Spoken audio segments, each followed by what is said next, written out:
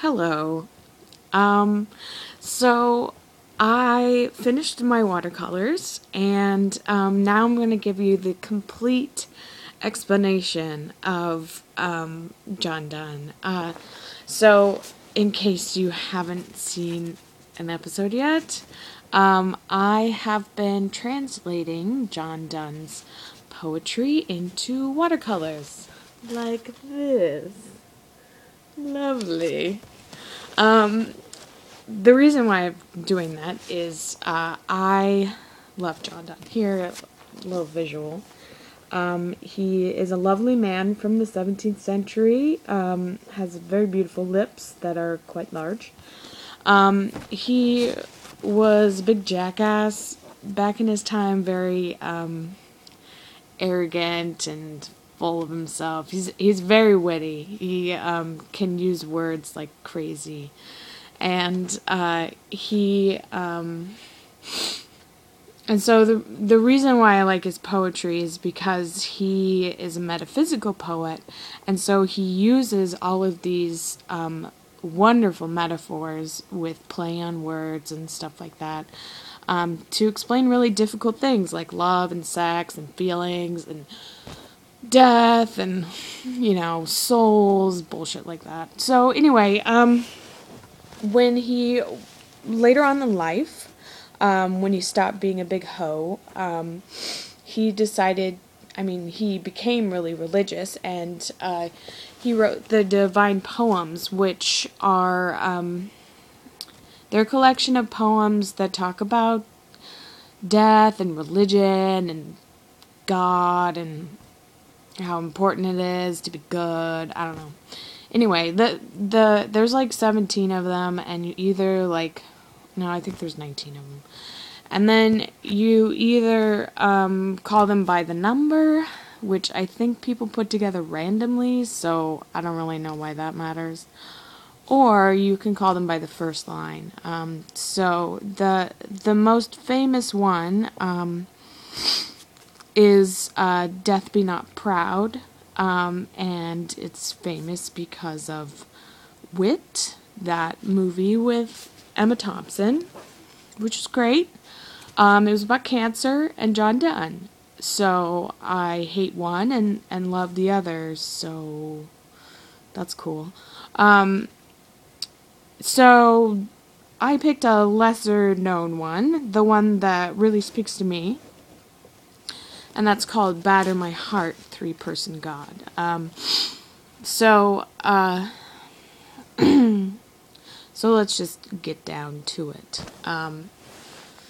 Batter My Heart is number 17? I don't know. It's one of them.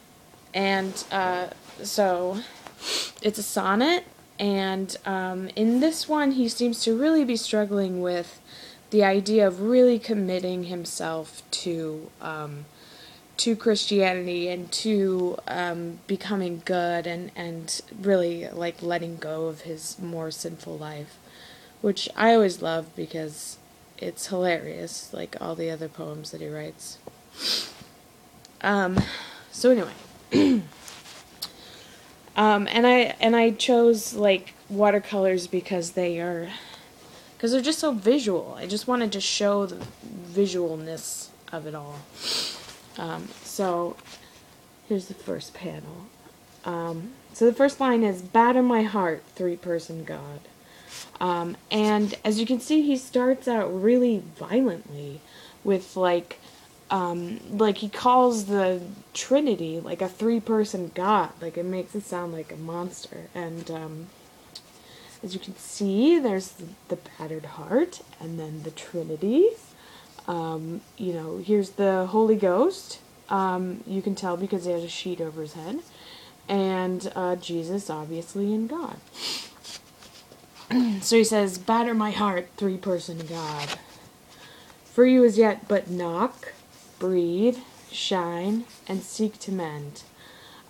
So in this part he says, really beat me down, God, because you've only done light things. So you've only breathed or knocked, or seek to mend, or shine. Like, it's like, you know that saying, like, you know, when God closes a door, he opens a window. Like, that's great. Windows are nice, but wouldn't like a door be nicer? Or maybe like not like a door, but like if God closed a door and then like broke down a wall like the Kool-Aid guy and be like, "Hey, follow me." Like that would be so much cooler. And I feel like John would understand that, of wanting him to be like the Kool-Aid guy.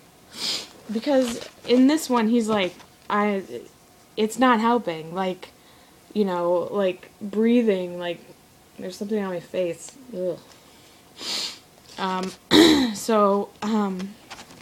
When he says no, that I may rise and stand, overthrow me, and bend your force. So he's saying that, like, the only way for me to rise and join you is for you to, like, beat me down. And use your will, bend your force, to break. And it's like, that's scary. Blow. Burn. And make me new. So, in these, the reason why I love this poem is because, like, these verbs are just so, they speak to you so much. Like, you know, knock, no, break, breathe, no, blow. Like, you know, don't just 3-star it, man. Like, go whole hog on the whole, like, talking to me about being good, you know.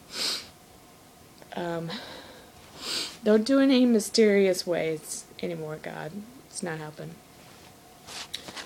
And then, you know, like, don't seek to mend me. Like, there's nothing to mend. Just make me new. Like, make me completely over. Break me down, and then start completely new.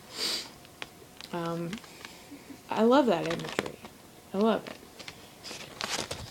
So then he goes into a more involved metaphor, and so he's like, I like a usurped town to another do. So he's saying, I'm I am like beholden to someone else, like a town that has just been taken over. And as you see, he has just been taken over by the devil, with his little flags and his little tail. There's God's flag. He's not very happy about it. This is him as a town. To another do.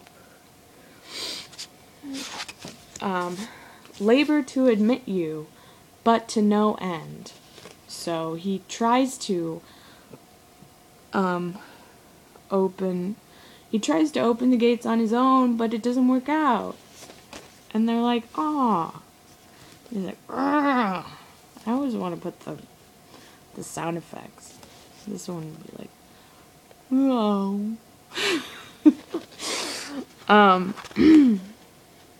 Isn't that nice? I love those little inside. It's cool. Reason your viceroy and me should defend. So, he's saying, like, I can't do it by myself, and you have given me a viceroy, or, like, a viceroy is, like, royalty. So it's somebody who's supposed to take care of, the city, basically. That's your job as a king, or a sheriff, or whatever. And